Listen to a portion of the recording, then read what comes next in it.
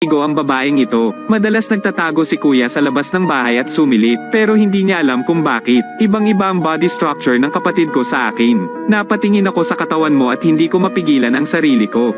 Pananabik, lumakas ang tibok ng puso ng bata, ngunit hindi niya alam kung paano kontrolin ang kanyang katawan. Kaya nagubad siya ng damit at tumalon sa dagat mag-isa, gustong kumalma. Sa hindi inaasahang pagkakataon, isang gutom na peteng ang nakatitig sa kanya.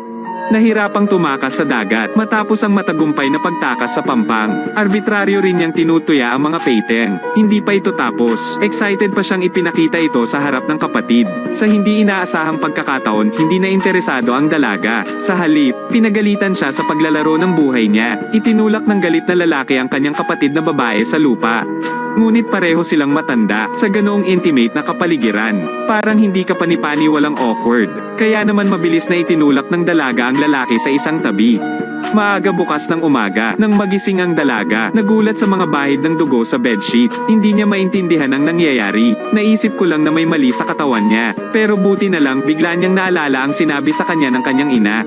Noong bata pa sila, ang kanilang pamilya ng 4 ay namatay sa dagat. Hindi kumakain o umiinom ng 7 araw. Ang ama ay may masamang iniisip sa sarili niyang anak, akmang hahampasin niya. Biglang nagtaas ng sibat ang babae. Mabigat na saksak sa likod. Binitawan ng lalaki ang kanyang kamay sa sakit, ngunit hindi tumigil ang babae, hanggang sa hindi na siya nakatiis. Pagkatapos ay mahinahon niyang binaligtad ang katawan, siguraduhing hindi na humihinga ang lalaki. Pagkatapos ay malupit na itinulak siya sa dagat para pakainin ang mga peteng. Ngunit sumunod ang mga bagong paghihirap. Ang bangka ay naanod sa dagat sa loob ng 7 araw. Kung hindi pa tayo nakakahanap ng lupa, maya-maya ay mamamatay sila sa gutom sa malawak na karagatan. Tulad ng babaeng nakahiga na naghihingalo sa hulihan ng bangka, biglang isang alon ang gumising sa kanya. Sinubukan niyang tumayo at nagulat siya nang makita yon. Sa harap nila ay isang berdeng isla. Tuwang-tuwa siya, ayusin ang layag upang pumunta sa direksyong iyon. Kapag umiihip ang simoy ng dagat patungo sa maliit na isla sa mismong kanto ng kalsada, maya-maya ay maayos na silang nakarating. Pagtapak sa malambot na buhangin, biglang lumuhod ang babae. Buti na lang pinayagan sila ng Diyos na mabuhay. Ngunit kaligtasan ng buhay, nagsisimula pa lang talaga upang protektahan ang mahalagang maliit na bangka. Babaeng nagdurusa sa gutom at uhaw. Unang tubig ayon sa paunang kapal ng layag. Pagkatapos ay pilit niyang kinaladkad ang mga gamit niya sa pampang. Gamitin ang mga sangkap sa kahon.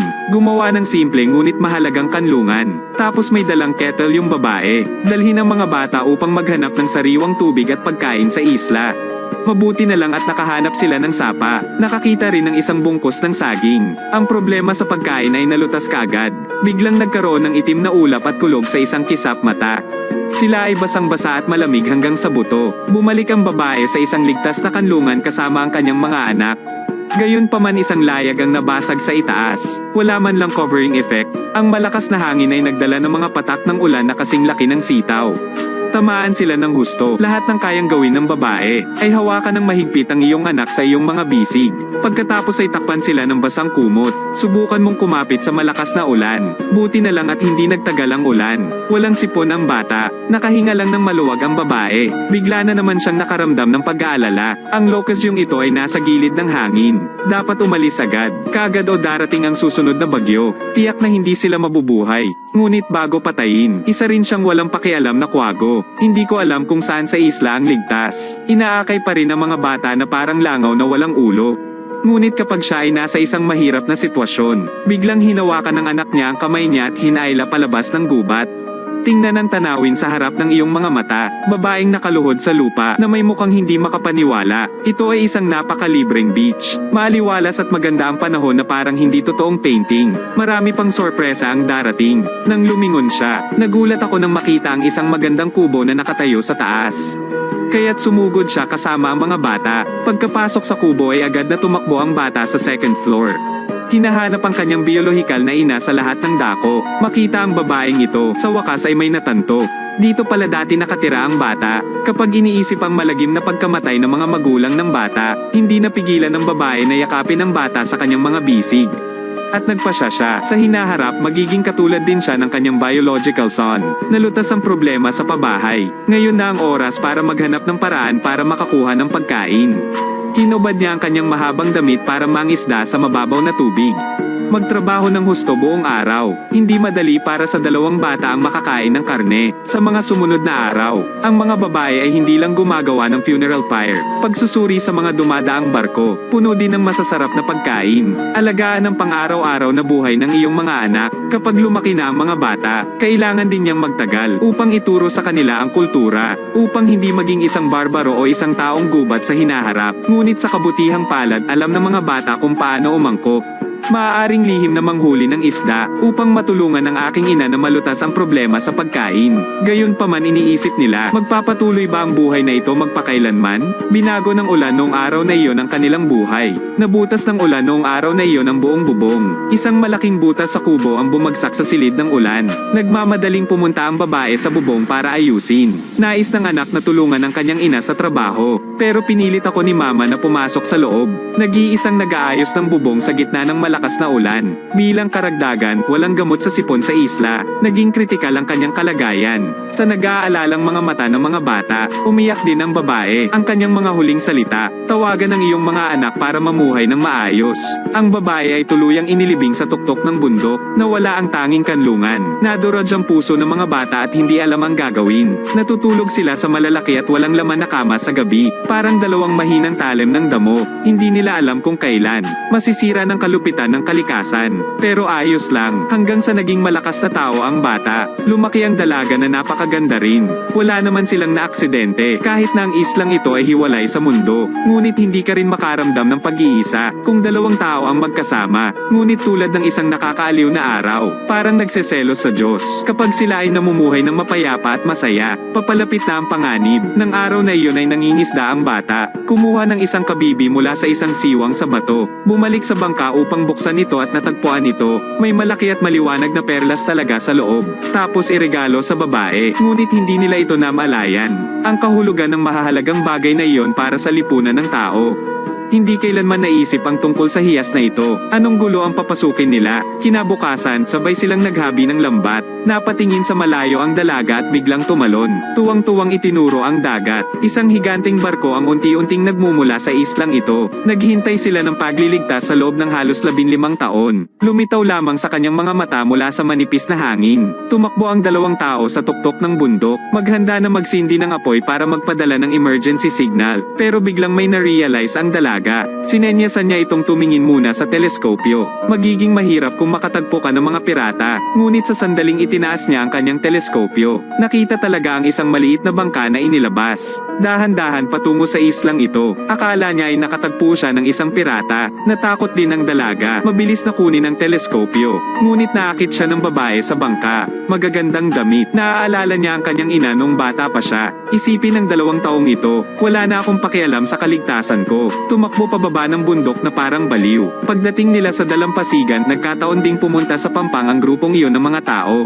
Hindi nila napigilan ang kanilang pananibik. Biglang sumulpot sa harap ng iba. Akala ng kapitan ay nakatagpo siya ng isang ganid o ilang taong gubat. Nag-uutos ako sa mga mandaragat, handang bumaril anumang oras. My name is Charlie, malakas at malinaw niyang sinabi. Nagulat ang kapitan. Ang hindi niya inaasahan ay nakakamay pala talaga ang bata. Nalilito ang kapitan at ang iba pa. Medyo natagalan bago ako makabawi. Ubos na pala ang kanilang sariwang tubig.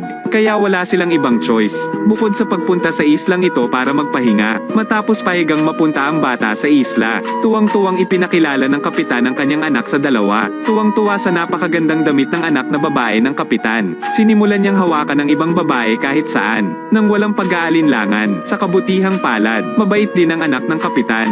Bukas palad ding binigyan ng laso ang dalaga. Sobrang harmonious ng atmosphere, ngunit walang makapag-isip. Ang magiliw na pagpupulong na ito, haantong sa kapahamakan. Nang gabing iyon ay niyaya nila ang kapitan na maghapunan sa bahay.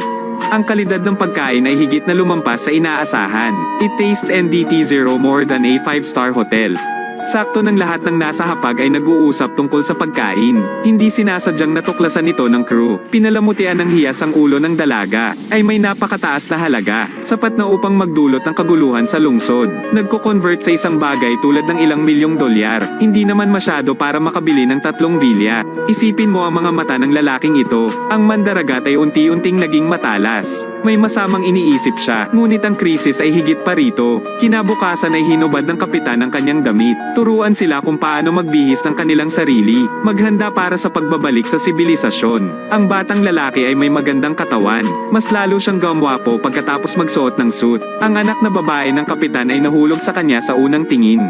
Dahil dito, ginamit niya ang dahilan ng pagtuturo ng sayaw. Niyakap ang bata sa harap ng kanyang ate. Dahil dito, hindi komportable ang kapatid ko. Galit at malungkot, tumakbo siya palabas ng kubo. Hahabulin na sana siya ng kapatid niya pero hinawakan ng mahigpit ng dalaga ang kamay niya at ayaw bumitaw. Simple lang ang personality niya, hindi alam ang kagandahan ay isang kalamidad. After this time parang nagbago na siya, buong araw na nakikipag-hangout sa mga babae ng ibang tao, hindi nakauwi hanggang gabi na, at ang aking nakababatang kapatid na babae ay matigang naghihintay sa bahay. Makasama ang isang batang babae na nakakita ng mundo. Ito ay malinaw na mas kawili-wili, para mas makasama ako ng lalaki. Batang babae na naglalagay ng pigment ng gulay sa kanyang mukha, gayahin ang hitsura ng ibang babae. At mayroon din siyang isa pang magandang hairstyle. Sana ay makatanggap ng mga papuri mula sa iyong kasintahan. Pero tinanggihan ng isang straight guy. Sa galit, pumunta ang dalaga sa swimming pool para maligo mag-isa. Hindi napansin ni Danny, pinagmamasdan siya ng crew mula sa mga bato. Kung titingnan ang hitsura ng dalaga at lahat ay interesado, agad na sumibol ang kasakiman. Tapos bumaba siya sa bato na may dalang baril. Pigil ng dalaga na kakarating lang sa pampang. Syempre, kapag lumitaw ang mga kaaway, sino ang hindi matatakot? Mabilis niyang tinaakpan ng sarili at tumakbo palayo. Desperadong humihingi ng tulong. Mangyaring iligtas ang sanggol. Ngunit ang mga tauhan ay tila walang takot. Sa ngayon, ang batang lalaki at babae ay natutulog sa bangka doon. Kahit sumigaw ang dalaga, hindi rin niya maririnig. Kritikal na sandali tumakbo ang dalaga sa kawalan ng pag-asa. Ngunit bago pa siya makatakbo ng malayo, hinayla siya pabalik ng crew na nakahabol sa buhok niya. Saka siya hinayla papasok sa kubo. Pinipilit siyang iabot ang mga perlas. Sa sandaling ito ay katatapos lang ng bata sa kanyang trabaho. Handa nang umuwi. Mula sa malayo narinig ko ang iyong paghingi ng tulong. Ang bata ay tumakbo pabalik sa tent na parang baliw. Sulyap, nakita ang tripulante na sinusubukang halayin siya. Marahas. Agad siyang tumalon papunta. Unahan at makipaglaban sa mga tauhan.